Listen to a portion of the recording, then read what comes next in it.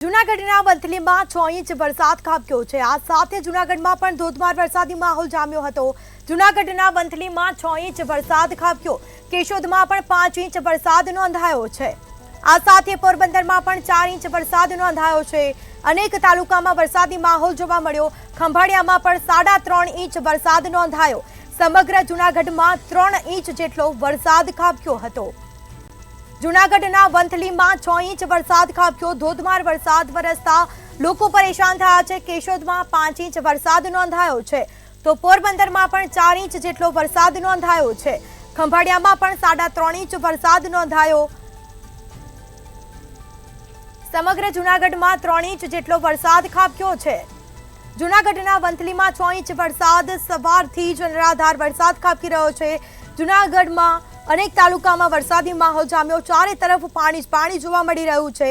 ધોધમાર વરસાદ વરસતા જનજીવન અસ્તવ્યસ્ત થયું છે।